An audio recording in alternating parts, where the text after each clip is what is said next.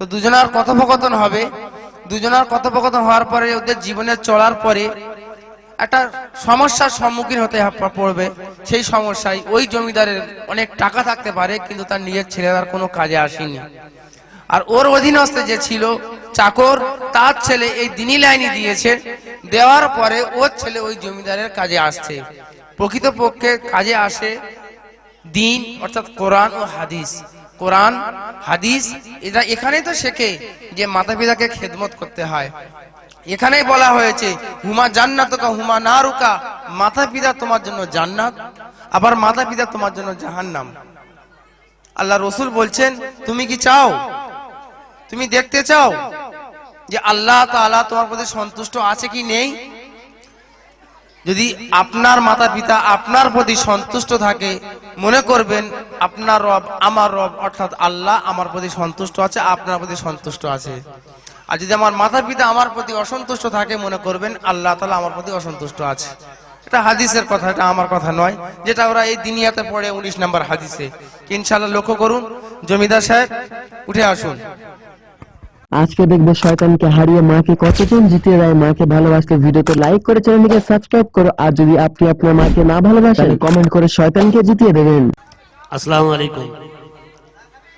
সত্যি আমরা দেখছি আমাদের বাচ্চা এবং বাচ্চিরা কত রকম কত সুন্দর পারফরমেন্স করছে, কিন্তু এই পারফরমেন্স করার পিছনে যাদের সবচেয়ে বড় অবদান, দিনকে রাত করেছে, রাতকে দিন করেছে, সকাল থেকে নিয়ে রাত 10টা পর্যন্ত খেটেছে, মেহনত করেছে, আবার রাতে শুয়ে শুয়ে চিন্তা করছে কোন বাচ্চাকে কোন জিনিসটা দিলে সে ভালো ফোটাতে পারবে, কোন বাচ্চাকে কেমন ভাবে তৈরি করলে সে ভালোভাবে তৈরি হবে।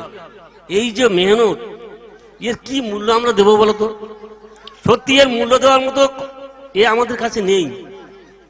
এর মূল্য আমরা কেউ দিতে পারি না। হয়তো সামান্য মাসিক কিছু দিই, কিচ্ছু না সে তুলনায়। তাই অনেকে খুশি হয়ে অনেক কিছু দেয়। এখন একজন বান্দা খুশি হয়ে যে মেহনতের মূল্য আমি দিতে পারবো না, 1000 টাকা দুটো ওস্তাদকে উনি বকশিশ দিয়েছেন। তাই দুটো ওস্তাদকে আমাদের সামনে আসতে বলছি বকশিশটা গ্রহণ করার জন্য।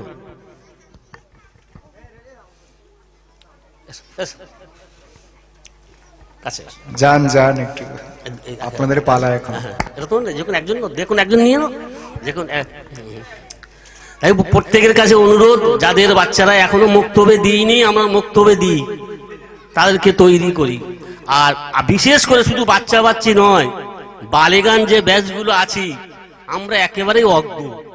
বিশেষ করে 12 থেকে নিয়ে 40-45 পর্যন্ত অনেক মানুষ আমরা মহল্লায় আছি, মা বোনেরাও আছি, যারা কোরআনও জানি না, মশলা মশলা জানি না। এআর স্টুডিও ধোসাহাট ইউটিউব চ্যানেলটিকে আরো নতুন নতুন গজলের ও ওয়াজের ভিডিও দেখুন। সবার প্রথমে লাইক, কমেন্ট ও শেয়ার করতে ভুলবেন না।